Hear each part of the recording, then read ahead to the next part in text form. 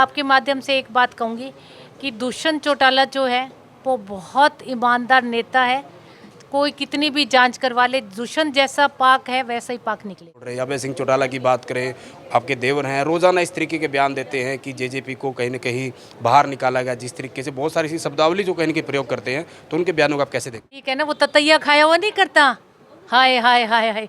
तो उनको तो मुझे लगता है जैसे हर रोज एक कोई है ना भिड़ काटती है और वो हाय हाय मचाए रखते हैं। उन्होंने बोलना ही बोलना है। लेकिन जिस तरीके से आप दोनों पार्टियों के बीच जो कहीं न कहीं आरोप प्रत्यारोप लग रहे हैं, दुष्यंत की बात करें, दिग्विजय की बात करें, वो कहीं न कहीं मुख्यमंत्री पर, पूर्व मुख्यमंत्री पर निशाना लगा रहे हैं और वो भी कहीं न कहीं आप पर कहीं न कहीं आरोप लगा रहे हैं कि अगर कोई शिकायत देता तो हम जाँच कराएँगे, भ्रष्टाचार आप पर आरोप लग रहे हैं। मैं तो कहती हूँ कांग्रेस उनको टिकट दे, वो दोबारा मैदान में आए, लोग उनसे पूछे इस चीज़ को भी तू 5 साल कहाँ था, अब क्या लेने के लिए लोगों के बीच में है।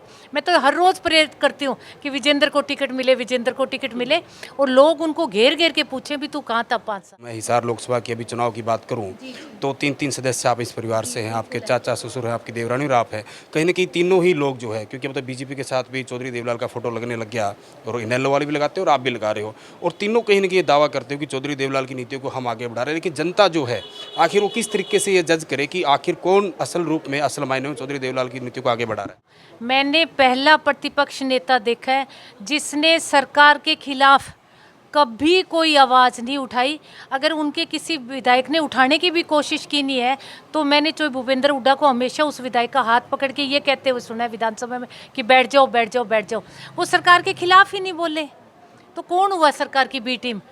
भूपेंद्र हुड्डा खुलेआम भारतीय जनता पार्टी की बी टीम। जैसे आप कहते थे और अजय सिंह भी कहते थे कि अब लोगों को पता लग जाएगा, अभी एक थी इनेलो, आप लोग ये कहते थे, अब वो ये कह रहे हैं कि अब लोग कहीं न कहीं बताएंगे एक थी जेजेपी। इन यात्राओं से, फालतू बोलने से, बकवास करने से अगर वोट बैंक किसी का बढ़ता हो ना तो मुझे लगता है ये जो सारा दिन धरना प्रदर्शन नहीं लोग करते हाय हाय हाय, वो शायद आज मुख्यमंत्री होते।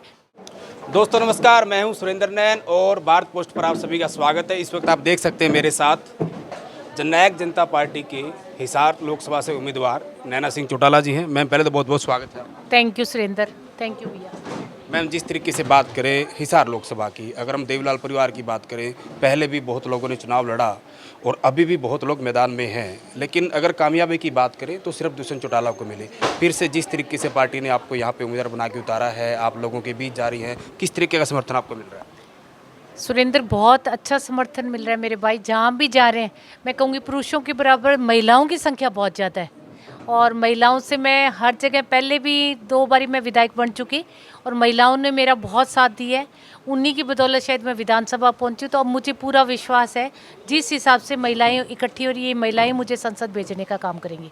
क्योंकि महिलाओं का आपके प्रति इतना प्रेम होना जाहिर सी बात है, क्योंकि आपने हरी चुनरी चौपाल बहुत सारे कार्यक्रम किए और खासकर वैसे तो आपके बहुत सारे वादे थे, लेकिन 50% महिलाओं को जिस तरीके से कहीं आरक्षण दिलवाया वो भी आपकी एक बड़ी कामयाबी थी। लेकिन मैम मेरा सवाल ये है, जब गठबंधन आप लोगों ने जिन शर्तों पर किया था, कुछ काम पूरे हुए, बहुत सारे काम रह भी गए, कहीं न कहीं लोगों में नाराज़गी है। जैसे क्या उनसे पेंशन की बात करें, पीछे आरक्षण की बात करें, फिलहाल जो आप लोगों के बीच वोट मांगने जा रहे हैं तो क्या कुछ उन लोगों को भरोसा दिला रही है? नहीं, ऐसा लोगों ने अभी तक तो मेरे से कोई पेंशन का या अधूरे कामों का कोई क्वेश्चन नहीं किया कभी भी किसी ने। लोग ये कह रहे हैं कि आप डट के इलेक्शन लड़ो, हम लोग आपके साथ हैं। आगे भी दुष्यंत ने बहुत काम किए और आप भी संसद बनो, हरियाणा का विकास करो, हिसार का विकास करवाओ।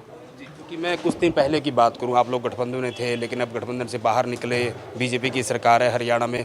लेकिन जिस तरीके से आप दोनों पार्टियों के बीच जो कहीं की आरोप प्रत्यारोप लग रहे हैं, दुष्यंत की बात करें, दिग्विजय की बात करें, वो कहीं न कहीं मुख्यमंत्री पर, पूर्व मुख्यमंत्री पर निशाना लगा रहे हैं और वो भी कहीं न कहीं आप पर कहीं न कहीं आरोप लगा रहे हैं कि अगर कोई शिकायत देता तो हम जाँच कराएँगे, भ्रष्टाचार आप पर आरोप लग रहे हैं।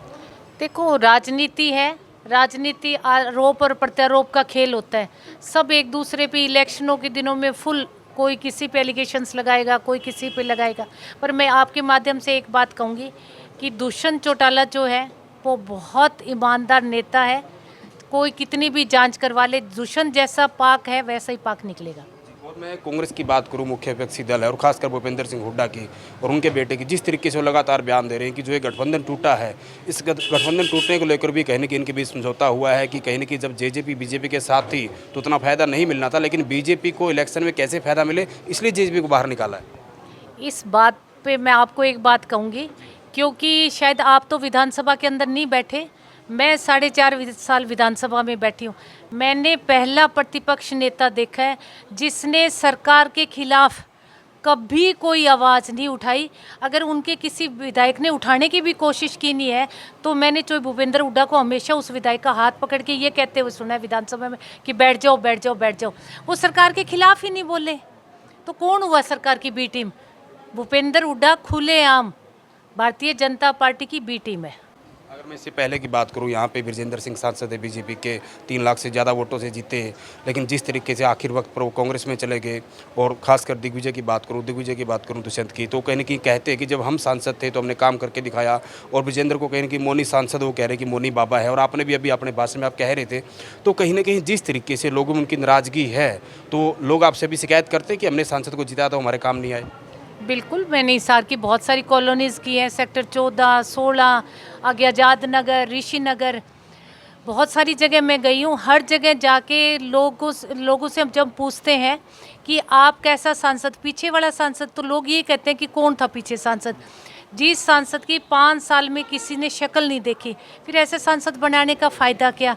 अच्छा, लोग कहते हैं कि जी देश का प्रधानमंत्री बनेगा, ऐसा सांसद बनाओ जिनका ऊपर प्रधानमंत्री हो। अरे भाई, प्रधानमंत्री तो जब ये विजेंद्र बना था तो मोदी जी प्रधानमंत्री थे ना, वो अपनी ग्रांट ही नहीं ला सका, तो फिर ऐसे सांसद का क्या करोगे? मैं तो कहती हूँ कांग्रेस उनको टिकट दे, वो दोबारा मैदान में आए, लोग उनसे पूछे इस चीज़ को भी तू 5 साल कहाँ था, अब क्या लेने के लिए लोगों के बीच में है। मैं तो हर रोज़ प्रेरित करती हूँ कि विजेंद्र को टिकट मिले, विजेंद्र को टिकट मिले, और लोग उनको घेर घेर के पूछे भी तू कहाँ था 5 साल। वही अगर मैं 5 साल पहले की बात करूँ, आपका परिवार तो राजनीतिक तौर पर अलग हो गया था, लेकिन बयान जो है कहीं ना कहीं आपका पीछा नहीं छोड़ रहे। अभय सिंह चौटाला की बात करें, आपके देवर हैं, रोज़ाना इस तरीके के बयान देते हैं कि जेजेपी को कहीं ना कहीं बाहर निकाला गया। जिस तरीके से बहुत सारी सी शब्दावली जो कहीं ना कहीं प्रयोग करते हैं, तो उनके बयानों को आप कैसे देखते हैं?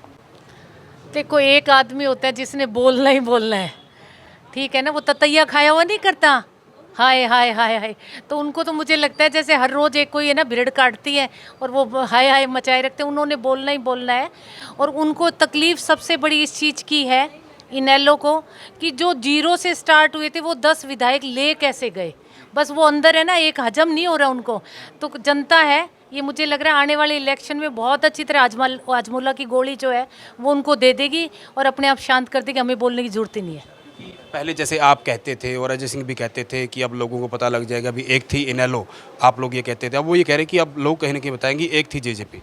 ये जनता जनार्दन का फैसला है ना, मेरे हाथ में कुछ ऐसा कि मैं पार्टी को मेहनत करना हमारे हाथ में है, संगठन को बचा के रखना हमारे हाथ में है, एक एक कार्यकर्ता को संभाल के रखना, उनके साथ मेहनत करना हमारा काम है।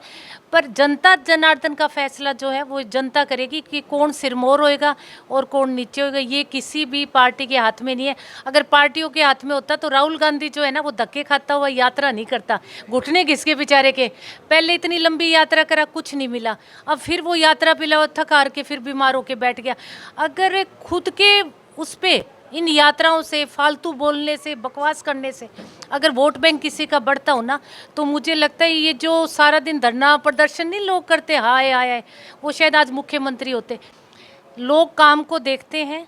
पहले चोई देवलाल जी का काम देखा है लोगों ने, उन्होंने ऐसे ऐसे कार्य किए जो आज हर सरकार उनकी योजनाओं को लेके आ रही है। फिर दुष्यंत ने 5 साल का पीरियड जो है सबसे युवा सांसद का देखा है।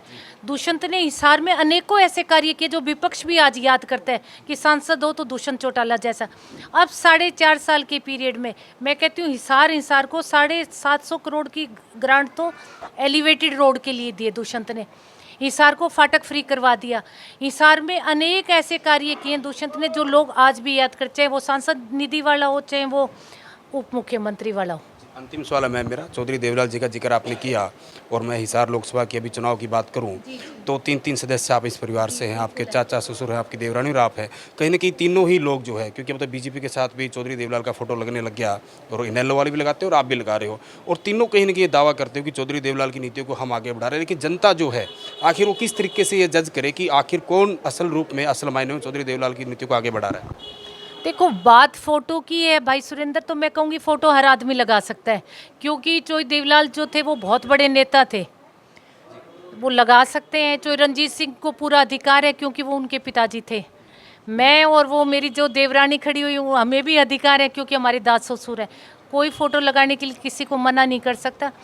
बात उनकी नीतियों को आगे लेके कौन जा रहा है, तो ये जनता देख रही है।